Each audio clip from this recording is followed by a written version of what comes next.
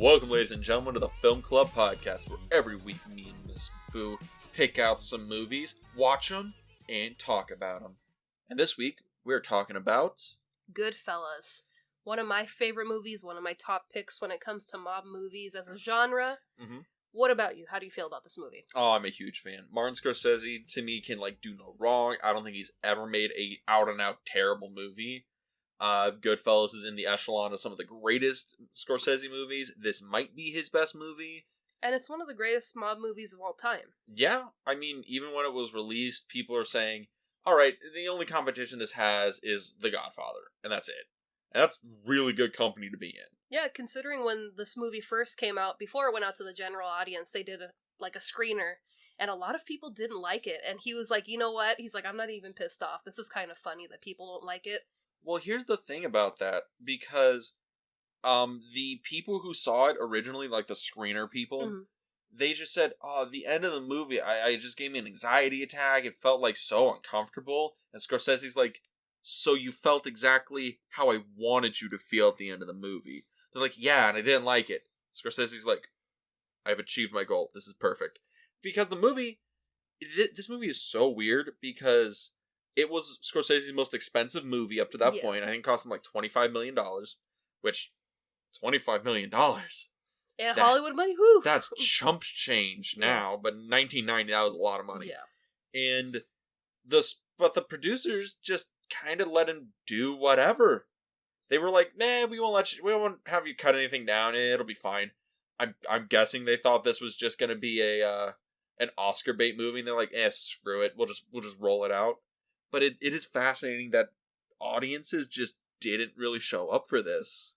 Yeah, they probably thought, oh, it's another gangster movie. We've had Scarface that came out a couple of years ago, Untouchables. We're kind of in this time frame where a lot of these movies are coming out, and it's like, no, this one actually talks about the lifestyle and the desire to be in the mob. Yeah, and it's such a classical kind of movie, because in terms of the story, right? Because it's a rise and fall narrative, which is the oldest thing in all gangster genre, right? It is, but we're also seeing it over the span of decades. So it's not like Scarface where it's, a couple of years. We're seeing Henry Hill go from a young boy to a man. Which parallels Once Upon a Time in America, which is the first movie we watched this month. And it's so fascinating to see a movie do that, where it's literally his whole life, right? Mm-hmm. Where it's his rise, his fall, and how this movie portrays the crime lifestyle. It's incredibly appealing. The beginning of the movie, you're like, fuck yeah, let's do some crime shit, woo! And by the end of the movie, you're like, I feel hungover. This was a bad decision. Well, why did we do this? Especially in the beginning of the movie, because he's, working his way up, and it's, oh, we're the celebrities of our neighborhood. We'll take over a truck and we'll, sell things, or we'll give things away. We tip have all people. this money. We have all these women. We have all this power. They let me park cars. Oh, look, I have a cool new suit. I don't have to go to school. So it's very appealing on the juvenile side of, oh, this is fun. I get to, do small things and get paid a lot of money, versus saying, oh my God, he's making cocaine in his mistress's apartment. This is going to go horrifically wrong. Yeah, and but I think that's the beauty of the movie, where it opens and you're just kind of pulled into the lifestyle and you're being seduced by it, like the characters in the movie are. Yeah. I mean, Henry Hill's wife, Karen, she's just completely seduced by this life when they go in the Copacabana Club. Yeah. And we're seduced the same way, and we see it spiral out, but you're just on the roller coaster, and you're like... You can't get off. You just gotta finish the ride. Exactly. And the movie just keeps spinning and spinning and spinning until the end of the movie, where it finally derails. And it's a beautiful roller coaster. It is, and it's interesting to see where our main characters end up at the end of this movie, because not what you might anticipate. Yeah, it's a different kind of mob movie. But before we get into, I guess, the specifics of the story, where do you want to start? Because I know you usually like talking about the actors, and we have possibly your favorite actor in this movie? One of my all-time favorite actors is in this movie, but he's not the star of this movie. So I think we gotta start with our star first. Mr. Ray Liotta as Henry Hill. Who does a really good job as Henry Hill, who is actually a real person. And he hadn't met him prior to making this movie. Scorsese tried to keep the two of them apart so Ray Liotta could put his own spin on it. And once the real Henry Hill saw the movie, he was like, I absolutely loved it. And that's kind of like, as an actor, I would be terrified to portray a real person and then have their input of, you know, that was kind of shit. That's not me. And he was like, no, dude, you did a good job. This is amazing. Yeah, I mean, don't get me wrong. Ray Liotta is doing great work here. He is our window into this life, right? Mm-hmm. And this entire story, and we have to be able to relate to him to a point, even when he's doing terrible things. Yeah. And still be totally with him as things start going wrong, right? And it's such a masterful, portrayal of a gangster in cinema. And also, not only that, it surprises the hell out of me that Ray Liotta, this is like his first major starring role. And this is also his first film with Scorsese, too. Is this his only film with Scorsese? I don't think I'm not 100% sure, but this is his first with Scorsese, so it'd be kind of intimidating to, okay, I'm going to come into the starring role with Scorsese. Yes. Hopefully I could pull this off, and I mean, he managed to. At the same time, he was also offered the role as Harvey Dent in Tim Burton's Batman movie. What? Yeah, and he turned it down so that he could be Henry Hill in this movie, and I think, I love me some Batman 89, but I think this was the perfect role for him. I mean, don't get me wrong, it's much better than it's probably a much better movie than 89 Batman. I think I'm willing to stake my claim on that one. I will neither confirm nor deny that because I love both of these movies very much. But of course. But I mean, it's also fascinating because Ray Liotta wasn't even the first choice. No. Because I think he was, I don't know, there's like 5 different people Scorsese offered it to. One of them I know for a fact straight up just turned it down. Yeah. Just didn't even read for it, and that's William Peterson. For those who don't recognize the name, he was Gil Grissom on CSI, and he was in Michael Mann's Manhunter, playing the lead role that was not Hannibal Lecter. Yeah. And it's so weird to think that we could have had him as Henry Hill instead of Ray Liotta, because that would have just been a totally different movie, right? Yeah. And I think this movie works so well with him, De Niro, and Pesci as our 3 main wise guys. Yeah, because honestly, Ray Liotta brings a lot of fun to this. Yeah. Like, he makes this seem like the best roller coaster you can be on. And you have Joe Pesci's character who takes this very seriously, and we just kind of see him go from 0 to 100 and then to 1,000. Okay. Because he's just like, you know what? You're pissing me off too. I'm just gonna flat out kill you to just, Is this Joe Pesci's, best performance? Is this his most iconic performance? Because I feel that it's so hard to separate Joe Pesci from Tommy DeVito. That's his character in Goodfellas. It is so hard to separate him from that character, right? Yeah, because, you think of Goodfellas, you think of Joe Pesci. Yeah. And he's not, I think he's out of the movie halfway in. Yeah. Which is so crazy. Because he has probably the best scene in the movie. Mm-hmm. How the fuck am I funny? Tell me how I'm funny to you. Am I a clown to you? The best scene in the movie. You're just funny. Best scene in the movie by far. And not... Apparently, that actually happened to him in real life. He was working in a restaurant, and there was, a known mobster that used to go to that restaurant, and he had told him, oh, what you said was funny. And he's like, what do you mean I'm funny? And he's like, no, just the thing that you said, so you think I'm funny? And he told Scorsese am I a fucking clown to you? And Scorsese's like, yeah, that's amazing. We're going to put that in the script. Not only put in the script, we're going to let you, Joe Pesci, direct it in my movie. And not only that, because Martin Scorsese is a fucking G, and he's like, Joe, you understand this character better than I do. You can properly get the right atmosphere in the mood of this scene. I'm going to let you direct this. I'll sit back here, I'll make sure everything's lined up right, but you get to to motivate and direct this scene. And by the way, only you and Ray know that this is going to happen. Everybody else is just going off of you. They're just going to sit there and feel kind of awkward and like, what is happening? Why is he getting so pissed off? And it works because genuinely everyone looks like, oh shit, he's going to pull the gun on Henry. Us as the audience feel so unsettled. Yeah. Because I think we have already seen Tommy kill somebody at that point. Yeah. So we're like, is he gonna try and kill Henry? Is that right here in the middle of the restaurant? Because I mean, he'll fucking do it. Like I think his first scene where we see him like being jovial Tommy, he hits a guy over the head with a bottle. Yeah. For asking for the check. I mean, it happens, I guess. yeah. But that's like such an interesting thing because he is so good in this movie. He has the best scenes. He has some of the best lines. And also, I love his mother in this movie. Who's Martin Scorsese's mom? Yeah.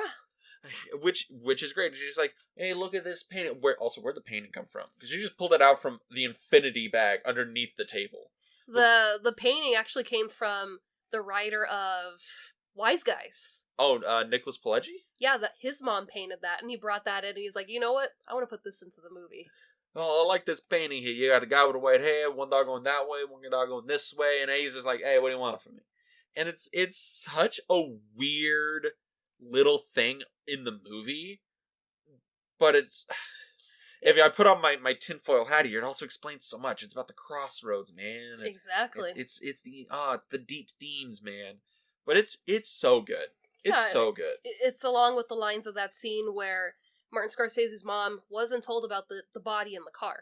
Yeah. So she was just told, just act out the scene like they're coming home from a late night. It's just, can I make you something? Can I do this? Can I do that? Which, this is like my favorite thing in the world.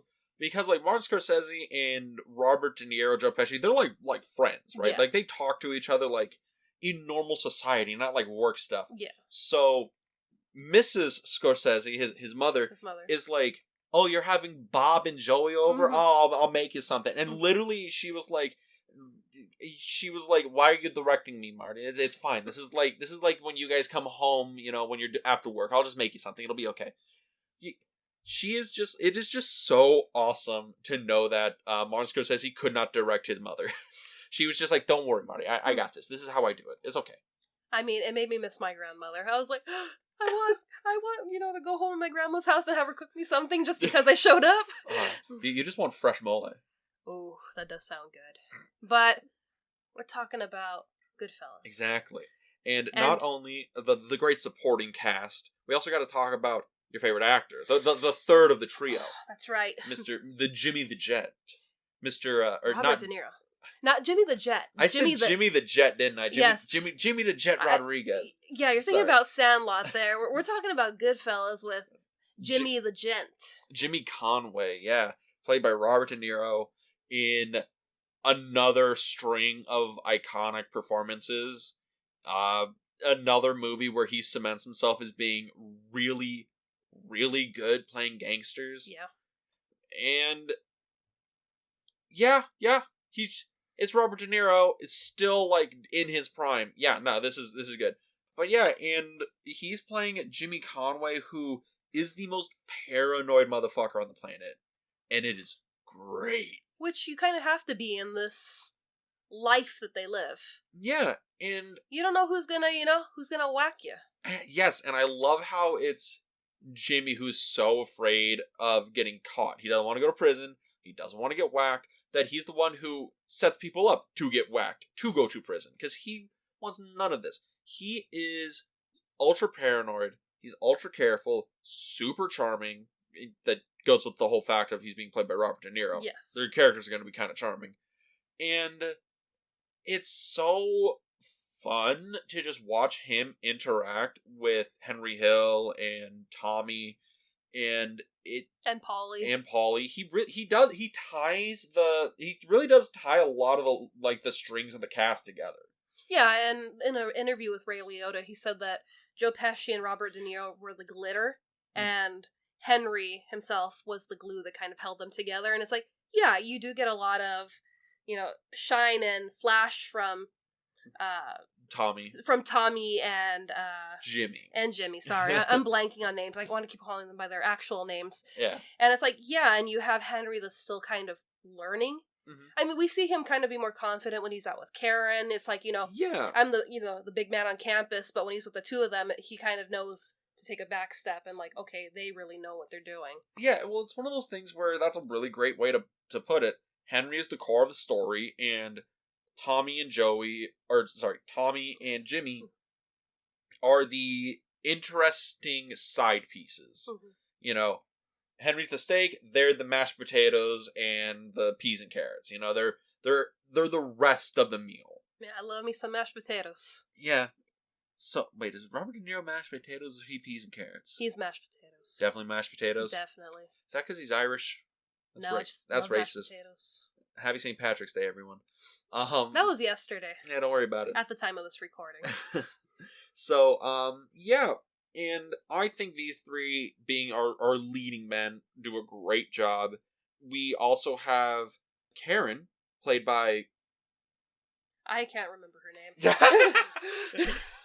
Okay, if you're... We talked about this earlier. I couldn't remember It's Lorraine Bracco, by the way. Okay. Yeah, so we also have Karen, played by Lorraine Bracco. Sorry if we forgot your name. But we can't forget this performance, because she's just as vital as Henry is. Yeah, she is. And she feels a lot more like an audience surrogate than we do.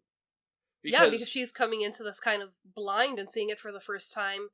And it's interesting to see her, from that very first date, to where, he's kind of like, yeah, I want nothing to... Where she's hiding coke for him, and she's pulling a gun on his ass. No, I'm talking about the first date where he's just kind of like pushing her, oh, here, let me take you home, and he's like dragging her to the front door and like kind of tosses her like, there you go. There's a double date where he stands her up and she's just in tears. And then she's just like, you know what? I like him. I'm gonna go call him on his shit and say, you know what? I'm a catch. You better notice me. I love that scene because she rolls up, hops the caddy over the curb, gets out, just starts yelling him down, and Henry's over there be like, whoa, man, you look kind of fine tonight. It's such a fun scene, and she's the one that as she becomes more seduced by like Henry and this lifestyle and what it can give her, it feels like the audience is in the same boat. It's like, I completely understand how somebody could be brought into this. Definitely, and we see it more of the romance side to it, where he's taking her to nice restaurants, where they get, front seating for the singers that are performing at the restaurants. And oh, we don't have a table open. Don't worry, we'll make one for you. He knows everybody in the restaurant. Everyone's, everyone knows Henry, him. How you doing? Can I help you with this? So it's like, yeah, we could see how it would be very appealing to kind of fall into the lifestyle, and then it's later on that she's kind of like, oh god, I have to hide a gun for you. Oh my god, you almost beat the shit out of my neighbor. Oh hey. Which she deserved. Honestly, beating the shit out of her neighbor, like, she even said that kind of turned her on. Yeah. And okay, that's something about this movie. Because the movie overall is just showing the beautiful part of the life, right? It's probably the best gangster film to portray all the, like, temptation and all, like, the beauty and all, like, that glitz and glamour of living this, like, gangster lifestyle, right? Yeah. And it's not until probably, like, the halfway point where you really see the cost of it all, what you actually have to give up for it, and that's, like, your morals, your soul, and your life. Yeah. Because all three of these guys end up basically in those positions. Tommy's this bundle of rage that kills the wrong person and he gets got. Jimmy is super paranoid and he gets pulled in for being a thief and goes to prison. And Henry, he just burns himself out and has to go into witness protection. They all fall. Yeah. And it's great. It is great, and to go with, we're seeing more of like the glitz and the glamour side of it. We even get with Henry, who monologues the entire movie, so we really are feeling like we're walking along with him. Best use of voiceover. But also one of, the most famous quotes from the movie is, as far back as I can remember, I wanted to be a gangster. So it's not like this thing where, like, he was kind of, forced to be in it. No, he had, kind of a stable home life, and he was just like... I mean, his dad beat the shit out of him. I mean, for the fact that he's got, two parents, they can feed him. Yeah, I know what you mean. But it's just like, you don't hear that often where it's like, wow, this is, super appealing to me. I'm going to quit school and I'm going to become that. At middle school age. It makes sense within the context of the movie because once we go back and we see like young Henry, it makes total sense. These guys were the wheelers and dealers of the neighborhood. They got to do everything they wanted to. They had no consequences. They had all the power, all the money, all the shit was new, all the shit was cool. Why wouldn't you want to be? Yeah, like when you put it in his context, he's this poor Irish kid living in a tiny apartment with too many people. His family doesn't have enough money, and he's like, why would I go to school? Why would I go to school if I can literally make money? When I can just make money, when I can work at this little cab stand across the street, make more than my parents do for like half the effort, and I'm basically doing it by hanging out with my friends and parking cars, lighting shit on fire. I mean, you see his like classmates watching him, drive in the cars and put them and move them around, and it's just like little kid parking Cadillacs. And he's like, yeah, the kids, really respected me when they took my mom's groceries home for her. That line, I love that line. Some kids from school brought my mother's groceries home for a week. And you know why? Out of respect. That encapsulates exactly what Henry wants. Respect. He wants respect. He wants power, and he's so greedy for it, and that's the whole movie. He's so greedy. He wants more. He wants more money. He wants more coke. He wants more women. He wants more. Yeah. And because of that desire, more and more and more, it leads to him basically his downfall. His downfall. He gets too much. Yeah. And that's the beauty of this movie. Like, it's a whole thing of you are completely into it. You as an audience member are fully on the ride. And at the end of it, when you see Henry have the downfall and you're thinking, man, yeah, but it was really good while it lasted. Yeah. And that's how Henry feels at the end of the movie. And now, a nobody. A schnook. Because the whole movie is just his nostalgia of the lifestyle. I ordered spaghetti and I got egg noodles with ketchup. That's a tragedy. It is. But that's a point I want to make about this movie. This movie makes me hungry. Makes you hungry? It makes me hungry. Every movie makes you hungry. It does, especially Studio Ghibli movies, but this movie makes me hungry because there are so many scenes where they're gathered together and they're having these huge meals, and it's just like, damn, that looks amazing. Well, that's just how it is. They don't call you Fat Tony for not eating like 15 courses of spaghetti. Some spaghetti does sound good right now. It does. But we can get some spaghetti right after this. Okay. So, Boo, where shall we go now? We talked about a lot about the characters, a lot about even like the themes of the movie.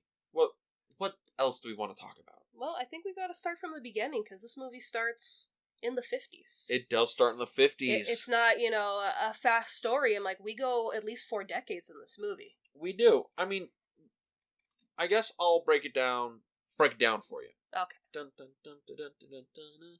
So, 1955, the youngster, Henry Hill, becomes enamored by the criminal life. He begins working for the local mob boys, Polly, and his associates, Jimmy the Gent, and his juvenile delinquent friend, Tommy. And as he's working his way through this criminal organization, he gets pinched for selling cigarettes, gets clapped on the back for not ratting out his friends. And after that, Jimmy's like, congratulations, this was your graduation. Exactly. And after his graduation, he is now completely invested into the lifestyle. That, and Jimmy also gives him the number 1 rule. You don't rat on your friends, and you don't say nothing.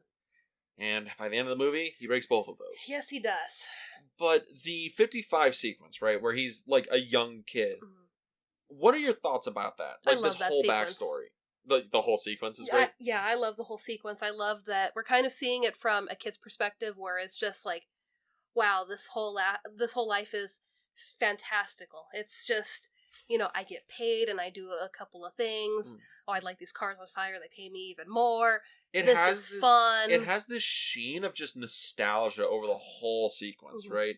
Because it's shot like it's almost shot like it's like, oh, this was such a sweet, lovely summer's eve, because it's all like nice and bright. Like there's no like darkness in this. It's a very like just happy and like happy presence of the entire sequence. Even though we see a guy get shot, we see cars get blown up, we see Henry get arrested, we see them robbing some places. It's also shot very warm too, so you feel kind of like nostalgic when you're watching it, but it also has that warmth to it where, it could be a kid's summer where, oh yeah, I'm working for the pizza shop, but I'm also getting paid to do, these little secret jobs. And oh, by the way, that, mailman that took home this letter from school that ratted me out, basically. We're gonna beat the shit out of him. My friends beat the shit out of him and told him, you don't bring mail to that house. And it's a great opening sequence. It tells you everything for the rest of the movie. Yeah. It sets up the whole code, right? The only rules that you need to follow, Henry, is don't rat on your friends and don't say nothing. So, us as the audience know, by the end of the movie, he's going to rat on his friends and he's going to say something. Yep. He loves this lifestyle. He's completely enthralled with this. He wants to be this gangster. So we know by the end of the movie, something's going to happen and he's not going to want to be a gangster anymore. Yeah. And it's so well done, and also the actors are great for being like the little kids they are, because if you're not named Robert De Niro, like all your other people are played by child actors. Yeah. And it's a really just lovely sequence. And then after this, we flash forward. Dun dun dun. It's to the 1960s, and the boys, they're hanging out at the Copacabana, they're clubbing, they're doing all that stuff. And around this time, that's when Tommy introduces Henry to Karen. And we have the lovely stand-up date. Yeah. And we also have their wedding. Yeah. And it really does put together Karen's relationship to Henry. And also, like, that wedding sequence is just so fun to watch. Oh, yeah. I love the wedding, and I love when you hear Karen's voiceover, because in this movie we mostly have Henry talking, but you do get Karen interjected into the voiceover work, which I like to kind of make the story expand a little bit more. And it shows the perspective of the people you affect with your life of crime. Exactly. And a funny part of the wedding was when she's talking about being introduced to everybody. And she's like, everybody's named John, Paul, Robert, Joseph. And I'm like, yeah, that's like my dad's side of the family. It's They're like all married to girls named Marie, and all their kids are named Tony or Paulie, and it's...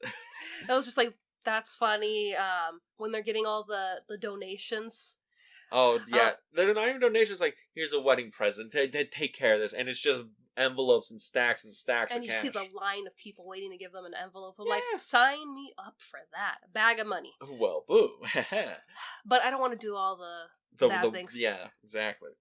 And it's so interesting because Karen becomes the next major player in this. She's just as deep in this as Henry is. She is, and then we see her interacting with the other mob wives, and she's just kind of like, yeah, this isn't for me. These girls are kind of boring. And that's the thing about all the mob wives that aren't Karen. Because you notice when she's describing it, it's like, oh, they all look beat up. They're all they all look like really cheap, and they all look... And watching it, they all look the same. Yeah. They're kind of older ladies, they're kind of on the frumpy end, and they all wear way too much makeup.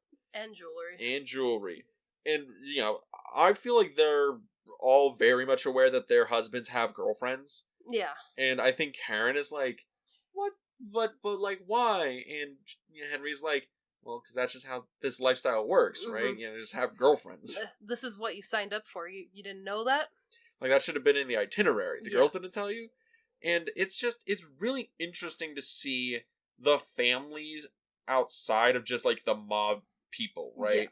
Yeah. We meet Jimmy's wife and, one of Tommy's many girlfriends. Yeah. And it's just interesting to see kind of how the family outside of it is built up and how all of them are affected by when one of them dies, one of them goes to jail, because they're just excommunicated. Yeah.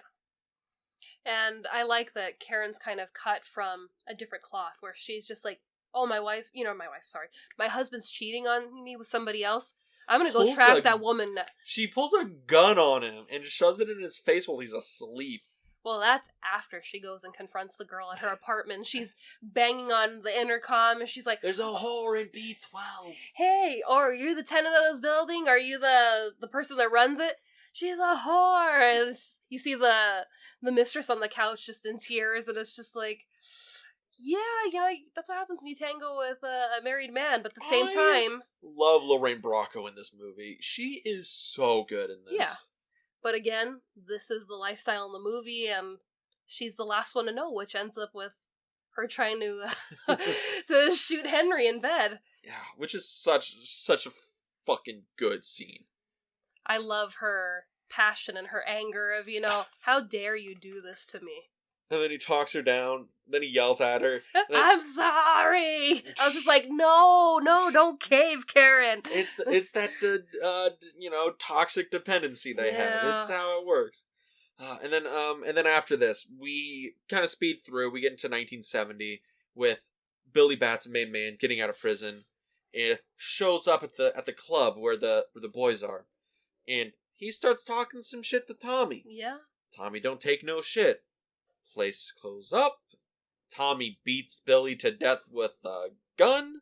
And then they're in deep shit. Because Billy Bats is a made man. If this ever gets out, Tommy gonna be in a hole in the ground.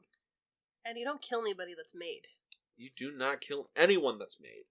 And this is really good. This is a really good sequence because it shows just how brutal the life is. This shows how brutal Tommy is. This shows really what you're giving in to do this. Like, you have to be immoral, you have to be cruel, you have to be able to do these things. And it's also kind of our full circle moment, because that's the scene that we start off with when the movie starts, the three of them in the car. Driving, and they hear something in the trunk, and then like, what the fuck is that? And then we get and then we come back to that scene, and it's kind of like, all of this that we saw prior to that, like, is Tommy just, like, having a flash of, like, oh my god, if I go to prison, this is all the stuff that I did prior to that, and then he kind of wakes up to, man, he's not dead. He's awake. Or he's alive. That's an interesting thought, because with Henry, he kills this guy, and then he's thinking, man, this is everything that led up to this moment, and then everything after is the aftermath. Yeah. That's interesting, because the whole movie has a weird structure, because we're all in voiceover, and by the end of the movie, we're like, was this his testimony? Or was this his fond recollection of it, and how it kind of all went wrong? It's a very interesting thing. I kind of like that. Using that section of the movie to really hammer in the context of the nostalgia and also the context of the voiceover. Yeah, because that's probably one of my favorite scenes in the movie, is when he's in court giving his testimonial, and he gets off, what is it called? The podium. The stand. The stand. He gets off the stand, and he's just walking towards the camera, and he's talking, and it's in that Scorsese way where you have your character talking at the screen to you, and he's just walking, and you see, Jimmy talking to his lawyer, and everyone's doing their business, and he's just kind of giving the rundown of that moment. And it's like, I like that kind of engaging style that Scorsese has. Yeah, and that's this entire movie. See, this movie has no down tempo. No. It's all up, it's all fast, it's all going. It's so crazy. He said that when he was making the movie, he wanted the movie to start like a gunshot. Yeah. He wanted to come out of the chamber as fast as possible and only get faster. Yeah. And it'll get faster and faster and keep on spiraling until it crashes. And that's how the movie goes. It's pumping through this guy's life. All the fun bits, all the crazy bits. This movie is 10 trailer moments just back to back. Yeah, and I mean, even when we have Henry and Jimmy go away to prison, we were thinking, oh man, they're behind bars, it's going to be brutal for 10 years. But like, oh no, we've got, our own house, him and Paulie, and it's like, yeah, we've got, we make dinner every night, we do this, we do that. I love that. But yeah, it's just, I love that scene, where Karen's like, I cry every night, and, I bring you these things, and it's just like, yeah, he's away, but he's kind of okay with what's going on. They've got dinner, they've got company. Also, Scorsese's dad's in that scene. He's the one that puts too much onions in the sauce. Yes. So it's like, I kind of like that he managed to incorporate both of his parents in this movie. His parents make appearances, I think, in every one of his movies. I think that's sweet. Yeah. I mean, I think they're in all of them until, like, Gangs of New York. But, yeah, I really dig it. And then, I believe right after this, because that happens in the 70s, and we have it coming through, it's like 1978, Henry is paroled, he realizes he can make a lot of money in prison with all this cocaine business while he was on the inside. And Jimmy organizes a new crew to do the Lufthansa heist. Biggest heist in American history, right? And now with the Lufthansa heist giving Jimmy a huge amount of cash and this huge network of people to do his own kind of scores, Henry creating his own mini drug empire with Jimmy backing, and also Tommy being in there as their muscle. These guys start creating their own like sub mafia family within Paulie's organization. But you have Paulie that talks to Henry, and he's like, "Look, I know you had to do what you do. I know what you had to do in prison to get by, but the drug business, this is not the way to go. Don't do it." And, Henry's, of course, I'm not going to do it. And it's just that greed that we've seen in him is just like, yeah, he's giving me sound advice, but I'm not going to listen. I'm going to, Listening to that advice does not make me rich. That, and he can never be a made man because he's half Irish, just like Jimmy. So they're kind of relying on Tommy to become the made man so that they have their own crew. Yeah. And I like this sequence because this is Henry on the come up, and then we also see Jimmy's pure paranoia, because this is when he starts offing people, because he doesn't want anybody to know he was in the Lufthansa heist. He wants to make sure that everything is under wraps. And this is when we see just how brutal Jimmy can be. Yeah. Because up to this point, we're like, okay, yeah, Tommy, he's violent, you get him angry and he'll kill somebody, right? Practically gunslinger, Yeah. You piss him off on a card game, he's liable to shoot you. Jimmy is even scarier, because he's way more methodical about it. He's like, I'm not just going to kill you because I'm angry. I'm going to kill you because I need to shut you up. I need to shut you up, and I don't trust you at all to tell you to be quiet. Because you know what? It's easier to kill you than to trust you. Yeah. So, and he's so methodical about it, and it's like, this isn't a thing where, they're just going to shoot him in a bar and bury him in the woods. It's like, no, they're just ghosted, dead, done. And I mean, it's an eerie sequence, because you see, like, the couple in the pink Cadillac. Yeah. Because that was such a huge conflict in the bar for Christmas, where he was like, I told you, don't spend anything with that money, you need to keep it on the down low for a while. And he's like, well, it's a wedding gift from my mom, and it's in my mom's name. And Jimmy, with his paranoia, is like, nope, that's not good enough. And you got the other guy who's, like, did you buy your wife that fur coat? Well, yeah, for Christmas. And it's like, nope, you take that coat off of her and you get out of here. And it is really unnerving. Yeah. Because it's all done to that. It's all done over music, and you see the bodies tumbling out of the garbage, and it's all just, like, really weird and uncanny. I mean, Stax, that was a brutal murder, too. Mm-hmm. Yeah. Where, they just shoot Samuel L. Jackson on the back of the head. I mean, Tommy comes in the room, and he's like, yeah, get dressed for late, and then just, knocks him down onto the bed, and it's just like, oh my god. Yeah, and that's the thing. It's the same thing that's gonna happen to Tommy, because later, Tommy, it gets discovered that he killed Billy Batts, and it's time for revenge. Yep. And they tell him he's gonna be a made man. And so Paulie and the boys send him, he's gonna go get made, walks into an empty room, and he's like, oh shit, and he gets shot in the back of the head, and just dead. Over. That is the end of Tommy DeVito. That is the end of Joe Pesci in this movie. And, also, shooting him in the back of the head with the bullet coming out of his forehead means he can't have an open casket, which is kind of the ultimate F you to, killing their boss. Yeah. And that's the whole thing about the movie. And that's also what Henry says. He's like, when they're going to kill you, you're not going to hear them coming. You're not going to know. Somebody will walk up behind you real quiet, and it'll just be over.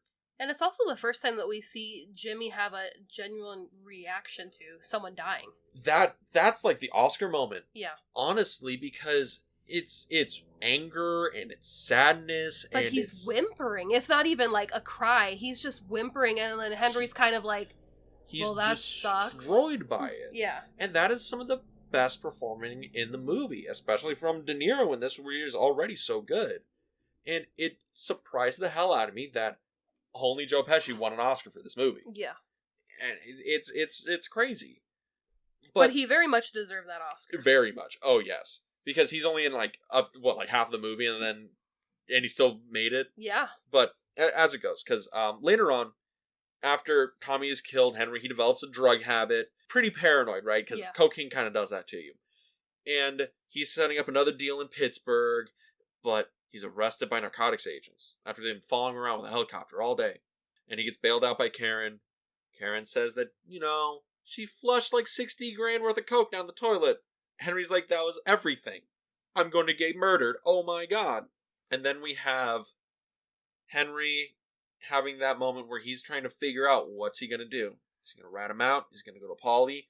What can he do? Well, to go back on that helicopter part, I thought that was really smart the way that they did that, because we're seeing Henry going out on his errands and he keeps seeing the helicopter, and it's making us think, is he actually seeing that or is he tripping out? Because, I mean, we've seen Henry from the beginning, and we've seen Henry, years into being on coke, and it's just, you could see he's completely changed. His coloring's off, he just looks horrible. He looks super ill. And it's just like, is that really happening, or is this just something, is it paranoia? But adding in Karen and then adding in his brother, and it's like, oh yeah, there is a black helicopter that keeps following the car. It's like... And then the helicopter disappears. And then it's like, is he getting paranoid? Like, is that just a coke talking? And it makes you as the audience question, okay, is this just the coke talking, or is Henry really happening? Is it really happening? And it's a really masterfully done sequence. And it goes on to just another factor that is such a well put together sequence. It's this entire day, the day he gets arrested, squished all the way down in like 10 minutes. Yeah. And it's every aspect of the day, complete information dump. And it's so perfectly done. It's so fast. And this is what I think Scorsese meant until the roller coaster crashes. Because the movie is speeding up all the way to this. And this is the fastest part of the movie. Yeah. And it is so much information, and it's so much action, and it's so much stuff, and then crashes. The cops just roll up and they arrest him. Yeah. And it's such a well done sequence. And even after that, when we have Henry and he's yelling at Karen because she flushed the drugs down the toilet, and I'm sitting there and I'm like, Henry, they were so gonna find that shit. It was behind your TV. Yeah, I'm like, you really think they're not gonna bring in drug sniffing dogs, or just think, let me check in this TV unit and see if anything's hidden back there. There's 18 cop cars out there. They got warrants. They're cutting the mattress open. Yeah. I'm pretty sure, like, if you have that many cop cars outside of your building and there's narcotics and everything involved, they're taking the knife and chopping your mattress open, right? That's happening. Breaking drywall in the walls, checking everywhere. Yeah, I mean, what is it? That's the rule. You can hide something in your house to stop a burglar for about an hour, but if he's got a weekend, he'll find whatever that's in there. Yeah. And I mean, it also kind of harkens back to the beginning of the movie when they first get married, Henry and Karen. And they come with warrants, and he's like, you know what? Just let them search the house. Don't do anything. And she's just like, okay, can I make you coffee? Okay, well, I'm going to sit down and watch TV with my kid. And they're just going through every drawer, and they're looking, so I'm like, yeah, Henry, come on. They're going to find the cocaine that you have stashed behind your TV. Yeah. It was smart that she got rid of it. And after this, Henry gets out, he goes on bail, and then that's when his paranoia comes in. He's like, Jimmy's going to kill me. I'm pretty sure he's going to kill me. What are my options? Can I kill Jimmy? Probably can't. He's got a lot more money, and he's got a lot more friends than I do. Got a lot more pull. I can go to Paulie, but Paulie's not going to stop Jimmy from killing me. He's just going to give me his blessing that he won't kill me. Yeah. Fuck. It's time for witness protection. Well, even that, we kind of see Paulie excommunicate him, where he's like, I have no money, and Paulie's like, I'll give you what I got, but after that, I can't see you anymore. $600? It was $3,200. $3,200. $3,200 for 25 years. Yeah. That's another thing about the movie that I think makes a point. Is because the gangster lifestyle, up until we've seen, within the film is this lavish lap of luxury. Like you have all this money, you have all these things you can buy, and it's this exuberant lifestyle. But the problem is, it's not a long livable lifestyle. No, it's short game. It's short game. You don't retire. No, that's something that I think a lot of gangster movies. That's why I think I really like The Irishman, because The Irishman is like, this is what a long-term gangster mobster works with. Yeah. Like, if you're not a boss, like Paulie, because Paulie's like, he can't really ever retire. He can't stop doing it. He can, like, maybe get up enough money to live an upper middle class lifestyle forever. But guys like Henry, Jimmy, they would just get old until they couldn't do it anymore, and then they'd end up at home because that money doesn't, if you're too old to kill people, then you can't kill people anymore, and that was literally all you can do. Yeah.